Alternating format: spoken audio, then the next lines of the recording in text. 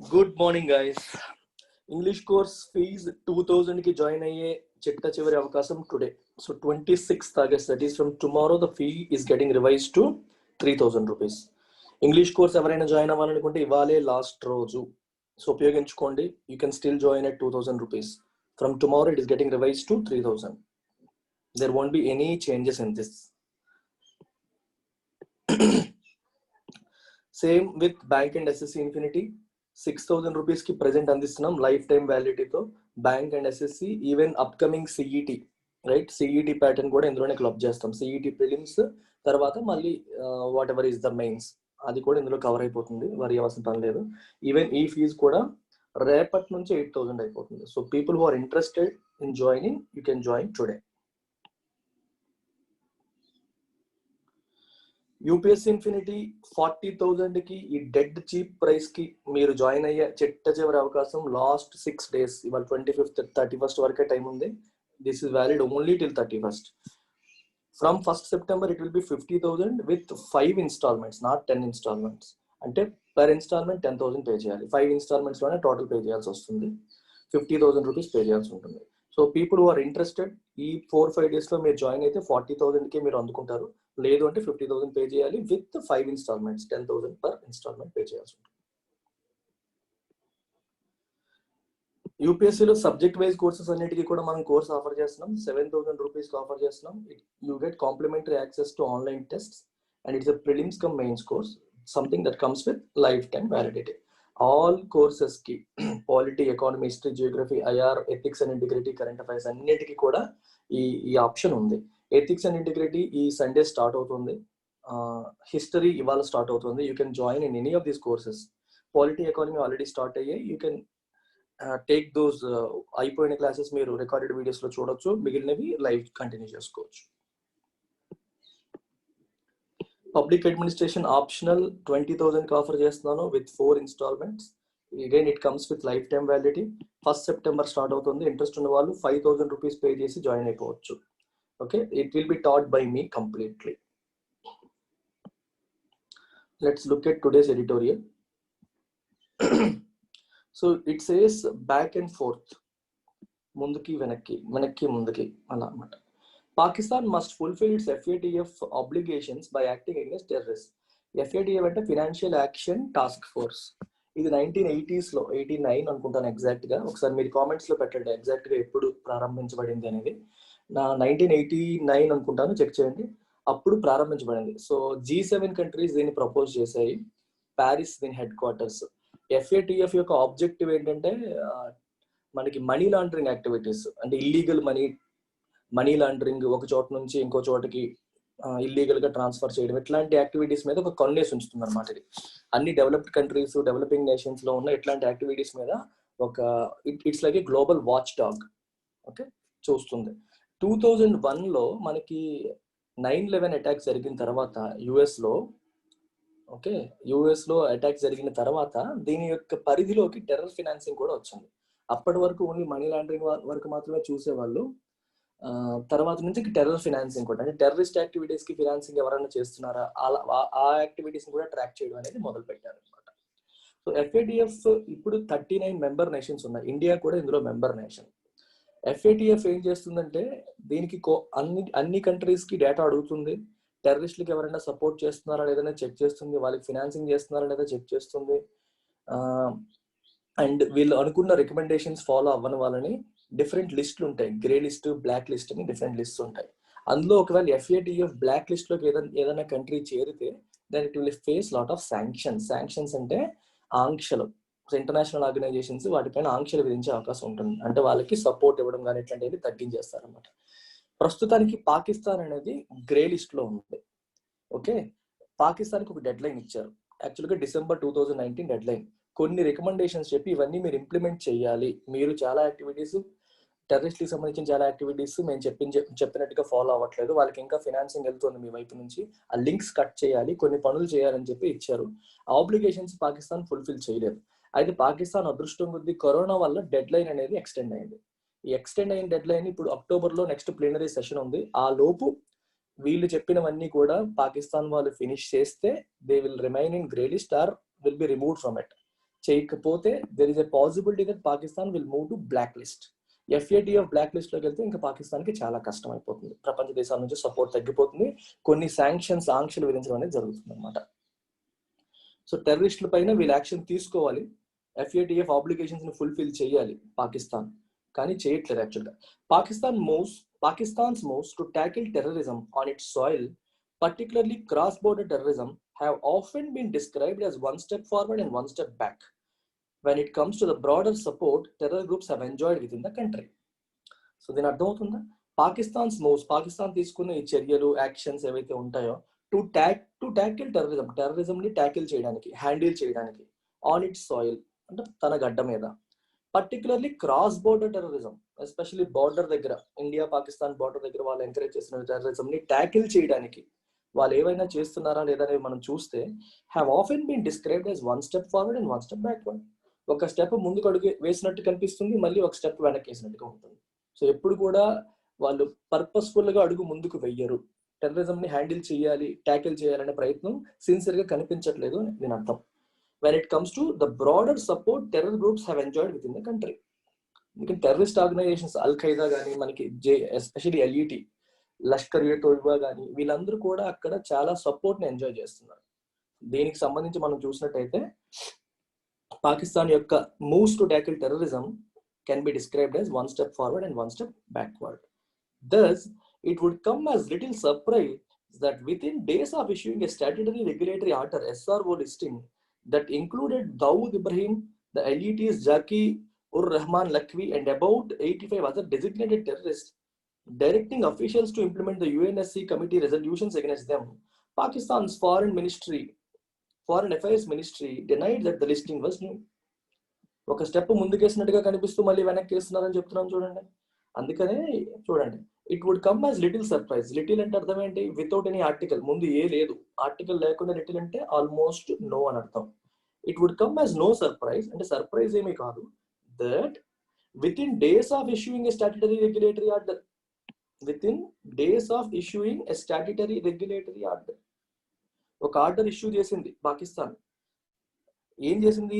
ఒక లిస్టింగ్ ఇచ్చింది అనమాట. లిస్టింగ్ లో ఎవరెవరు ఉన్నారు? దావూద్ ఇబ్రహీం ఉన్నాడు, అండర్వర్ల్డ్ డాన్, అండ్ జకీర్-ఉర్-రెహమాన్ లఖ్వీ ఉన్నాడు, and about 85 other designated terrorist. వీళ్ళందరి పేరుతో ఒక లిస్టింగ్ ని ఇష్యూ చేసింది, directing officials to implement the UNSC committee resolutions against them. United nations security council యొక్క కమిటీ యొక్క రెజల్యూషన్స్ ని ఇంప్లిమెంట్ చెయ్యండి అని చెప్పి వాళ్ళ అఫీషియల్స్ ని ఆర్డర్ చేసింది, రైట్? అలా ఆర్డర్ చేసిన విత్ ఇన్ డేస్, కొన్ని రోజుల్లోనే పాకిస్తాన్ యొక్క ఫారిన్ అఫైర్స్ మినిస్ట్రీ ఏమంటుంది? Denied that the listing was new. ఇది మేము కొత్తగా ఇచ్చింది కాదు, ఎప్పటి నుంచో ఉంది అని చెప్పి మళ్ళీ అంటున్నారు. ఒకవైపు ఏమో మేము యాక్షన్ తీసుకుంటున్నాం అన్నట్టుగా చేస్తారు, సరే ఇంకెప్పటికన్నా తీసుకున్నారు అనుకునే లోపే ఇది ఎప్పటిదో పాత లిస్టే, కొత్తదేమీ కాదు అని చెప్పి ఫారిన్ అఫైర్స్ మినిస్ట్రీ అంటుంది.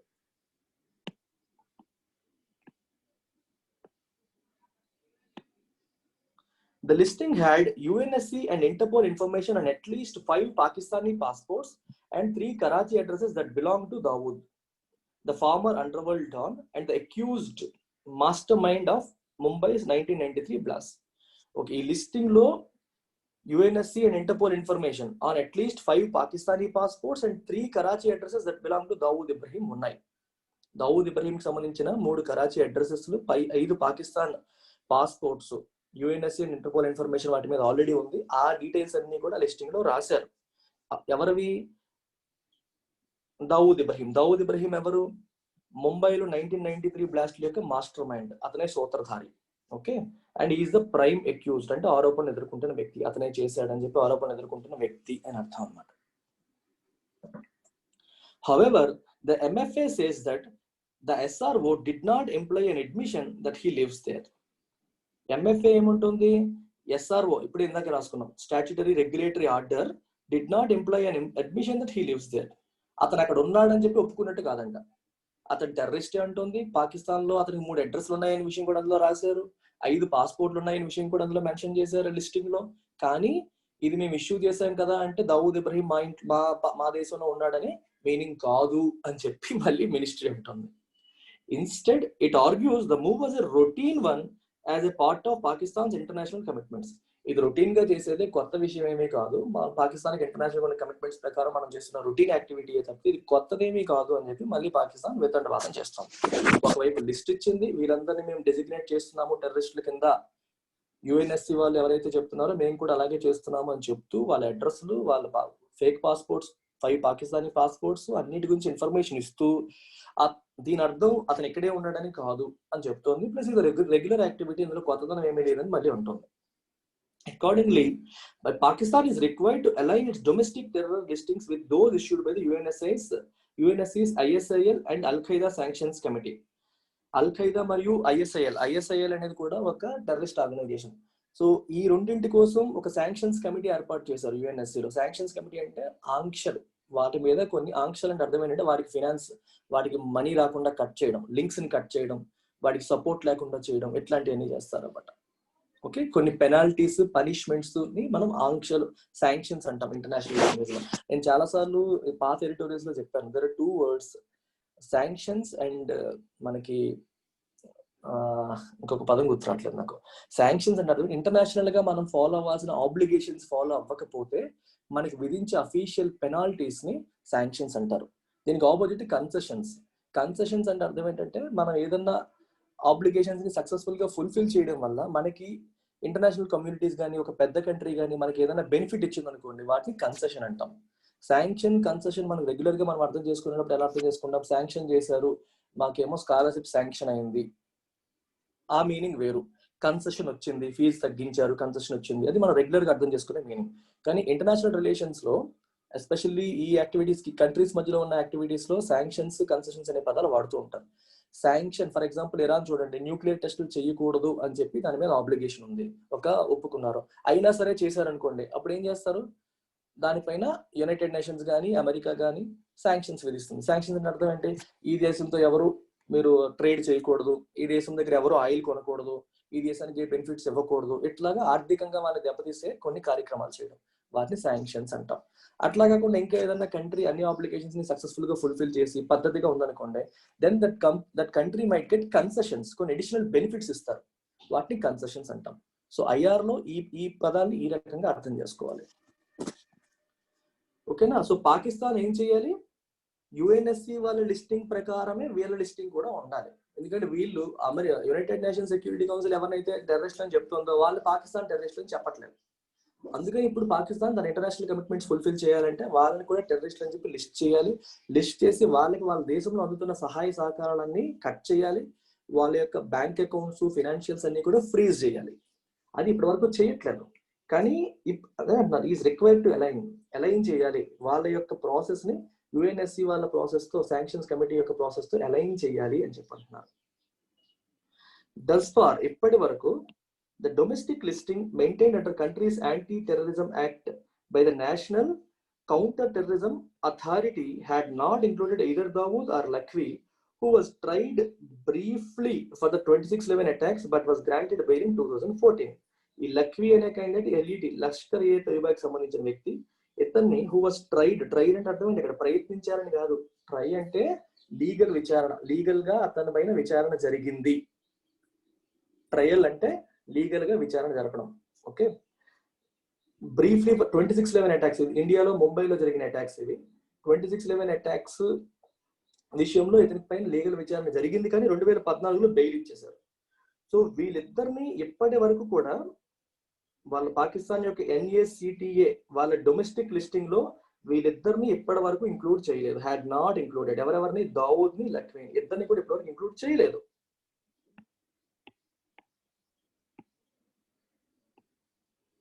In contrast, LET chief Hafiz Saeed and JEM chief Masood Azhar, who was designated by the UNSC in May 2019, have been added to the domestic NACTA list. వీళ్ళిద్దరిని యాడ్ చేశారు. హఫీజ్ సయీద్ ని, మసూద్ అజర్ ని add చేశారు తప్పితే దావూద్ ఇబ్రహీం ని, మనకి ఇంకొక వ్యక్తిని, లఖ్వీని యాడ్ చేయలేదు.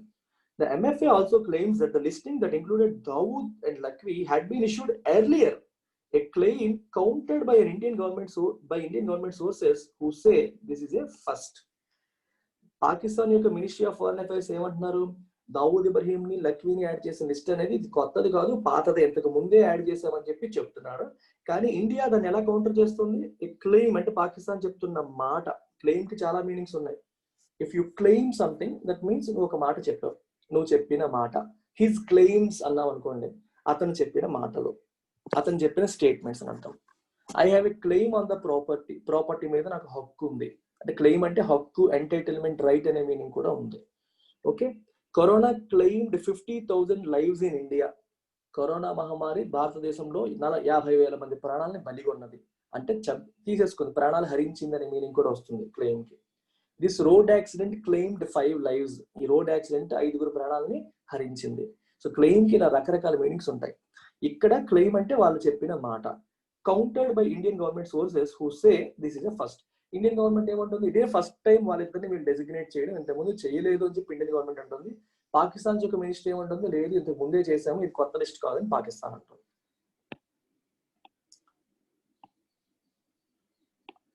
The confusion over the SRO and Pakistan's disclaimer giving credence to the belief that its government lacks a seriousness of purpose when it comes to its actions against all terrorists.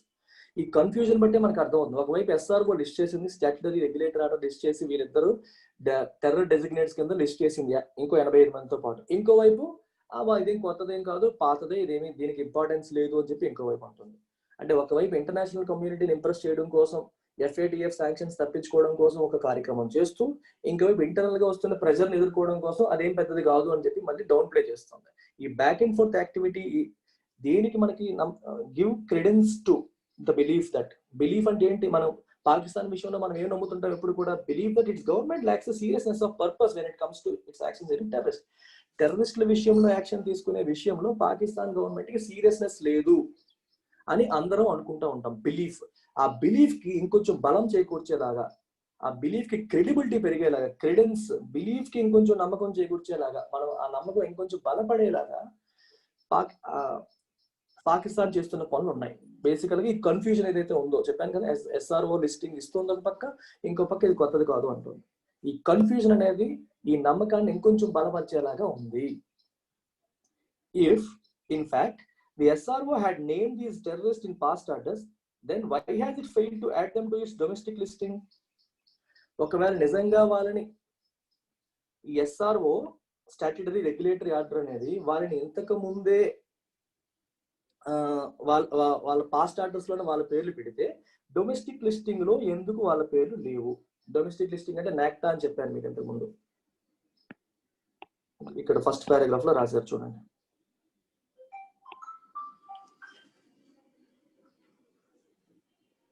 Domestic listing ఇది ఎవరు maintain చేస్తారు? నాక్టా వాళ్ళు. ఈ listing లో వాళ్ళ పేర్లు ఎందుకు లేవు అనేది క్వశ్చన్ మార్క్. అది ఎందుకు లేదు అని చెప్పి అడుగుతున్నారు. If it has included the Dawood's addresses and passports on its own SRO, directing officials to ensure everyone on the list does not have access to funding, arms or travel, then for the foreign ministry to say it is paying lip service to the FATF directives is a matter of concern. Lip service, if you pay lip service to something, then అర్థం ఏంటి? If you pay lip service to something, immediate గా నువ్వు మీరు చెప్పింది కరెక్టే, agreed, మేము చేస్తాం అని అంటాం, కానీ చెయ్యం. ఓకే, ఒక విషయాన్ని మనం అగ్రీ చేసి యాక్సెప్ట్ చేసి ఇంప్లిమెంట్ చేయకపోతే, సీరియస్ గా దాన్ని తీసుకోకపోతే దాన్ని ఏమంటాం? Lip service. ఓన్లీ మాటల్లోనే ఉంది కానీ చేతల్లో లేదు అని అర్థం అనమాట. FATF గైడ్ లైన్స్, డైరెక్టివ్స్ విషయంలో పాకిస్తాన్ మినిస్ట్రీ లిప్ సర్వీస్ మాత్రమే పే చేస్తున్నట్టుగా కనిపిస్తోంది. And it is a matter of concern. ఇది కన్సర్నింగ్ ఇష్యూ ఇది అని అర్థం అనమాట. Okay,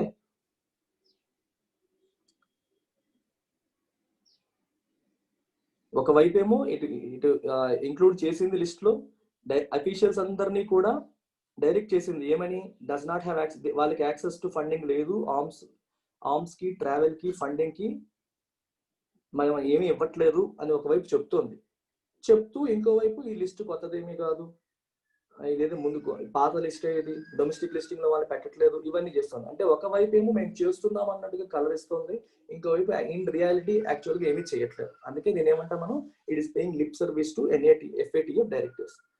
Finally, regardless of which list Pakistan places any of the terrorists named and when it did so, the question is what has Pakistan done to investigate, prosecute and apprehend them? Okay, A list లో పెట్టింది అనేది పక్కన పెడితే వాళ్ళని investigate చేయడానికి, prosecute చేయడానికి, investigate చేయడానికి, prosecute చేయడం అంటే వాళ్ళపై శిక్ష పడేలా చేయడం, కంప్లీట్ గా ప్రాసెస్ అంతా, లీగల్ ప్రాసెస్ అంతా కంప్లీట్ చేసి వాళ్ళకి శిక్ష పడేలా చేయడానికి, అప్పర్ హ్యాండ్ అంటే పట్టుకోవడానికి, వాళ్ళు క్యాచ్ చేయడానికి, వాళ్ళు తప్పించుకుని ఉంటారు కదా, వాళ్ళకి దొరకరు కదా, వాళ్ళని పట్టుకోవడానికి ఏం చేసింది Pakistan? What has Pakistan done to do all of them? ఏమీ చేయలేదు. క్వశ్చన్ అది. ఏ లిస్ట్ లో పెట్టారనే విషయం పక్కన పెడితే ఏం చేసింది ఇప్పటి వరకు? In October, Pakistan is expected to face some of these questions at the FATF plenary session, which will decide if its actions merit a reprieve from the grey or increased monitoring list, or be downgraded to the black or high risk jurisdiction list and face sanctions. ఇందాకే చెప్పాను మీకు, FATF లో present Pakistan grey list లో ఉంది. Grey list ఏమంటే మనం increased monitoring list, అంటే వీళ్ళు తేడాగా ఉన్నారు, వీళ్ళు మానిటర్ చేయాలి. ఇంకొంచెం ఏదైనా మనం చెప్పింది ఫాలో అవ్వకపోతే బ్లాక్ లిస్ట్ లో పెట్టేయాలి. అంటే బ్లాక్ లిస్ట్ కి ఒక స్టెప్ ముందు ఉందన్నమాట. ఇప్పుడు రిప్రీవ్ అంటే అర్థం ఏంటి? పనిష్మెంట్ నుంచి రిలీఫ్ అన్నమాట. ఇప్పుడు పాకిస్తాన్ ఈ క్వశ్చన్స్ అన్ని అడుగుతారు ప్లీనరీ సెషన్ లో అక్టోబర్ లో. వాళ్ళు సాటిస్ఫాక్టరీ ఆన్సర్స్ ఇవ్వగలిగితే, సరైన యాక్షన్స్ తీసుకోగలిగితే అప్పుడు ఏమొస్తుంది? They will get reprieve from grey list. Grey list నుంచి కూడా బయటపడతారు, ప్రశాంతంగా వాళ్ళ పని వాళ్ళు చేసుకుంటారు. ఒకవేళ వీళ్ళు ఇస్తున్న ఆన్సర్ సాటిస్ఫాక్టరీగా లేకపోయినా, వీళ్ళు తీసుకున్న చర్యలు వాళ్ళ రికమెండేషన్ ఇంప్లిమెంట్ చేసేలాగా లేకపోయినా ఏమవుతుంది? It will lead to them being downgraded to black list or high risk jurisdiction list. ఈ లిస్ట్ లోకి పాకిస్తాన్ పెట్టేస్తారు. ఇది పెట్టారంటే ఇట్ విల్ ఫేస్ శాంక్షన్స్. ఇందాకే చెప్పారు, ఆంక్షలు వస్తాయి. ఫైనాన్షియల్ గా, ఆర్థికంగా ఇంకా కుదేలైపోతుంది పాకిస్తాన్. ఇంటర్నేషనల్ కమ్యూనిటీ కంప్లీట్ గా ఏలినేట్ చేస్తుంది. వాళ్ళకి ఇంకా ఇంకా ఆర్థికంగా ఇబ్బందులు వచ్చే అవకాశాలు ఉంటాయి. Pakistan needs to show proof of its actions on the ground rather than going back and forth on the paperwork. Paperwork లో ఒక అడుగు ముందుకేసి ఒక అడుగు వెనక్కేసి లిస్ట్ లో పెట్టామంటారు ఒకసారి, పెట్టలేదంటారు ఒకసారి. ఇవన్నీ చేసేదానికంటే ఆన్ ద గ్రౌండ్ యాక్షన్ తీసుకోవాలి, దాని ప్రూఫ్ ని చూపించాలి. అది చూపిస్తే తప్పితే వాళ్ళు నమ్మరు. Only then they will be convinced. అప్పుడు గ్రే లిస్ట్ నుంచి బయటపడే అవకాశం ఉంటుంది. లేదంటే they will be downgraded to black list and they will face sanctions. Reprieve అంటే అర్థమైంది, పనిష్మెంట్ నుంచి మనకి ఒక రిలీఫ్ అనమాట. అలాగా దట్స్ ఇట్. FATF అనేది ఇంపార్టెంట్. సో దీని ఫుల్ ఫామ్, ఎప్పుడు ప్రారంభించారు, హెడ్ క్వార్టర్స్ ఎక్కడ, దాని యొక్క పర్పస్ ఏంటి, ఇవన్నీ కూడా తెలియాలి. అండ్ పాకిస్తాన్ ఇన్వాల్వ్ అయింది కాబట్టి it's a good important current affairs thing. So నచ్చితే లైక్ చేయండి, షేర్ చేయండి, సబ్స్క్రైబ్ చేసుకోండి. దీని కామెంట్ సెక్షన్ లో నేను ట్రయల్, మీరు UPSC కానీ, బ్యాంక్ SSC కానీ, నా ఇంగ్లీష్ క్లాసెస్ కానీ ఏవైనా సరే మీరు వినాలి అనుకుంటే ట్రయల్ ఒకసారి 2 సార్లు విని తర్వాత జాయిన్ అవ్వాలనే నిర్ణయం తీసుకోవాలనుకునే వాళ్ళు మన కామెంట్ సెక్షన్ లో నేను పిన్ చేస్తున్నాను WhatsApp group and Telegram group. వాటిలో జాయిన్ అవ్వండి. అందులో నేను మీతో పర్సనల్ గా ఇంటరాక్ట్ అవుతాను. ఇంట్రెస్ట్ ఉన్న వాళ్ళు లైవ్ క్లాసెస్ వినండి. నచ్చితే ఇంకా నన్ను ఏమైనా అడగాలంటే అడగండి. నచ్చితే you can join the courses. Thank you very much.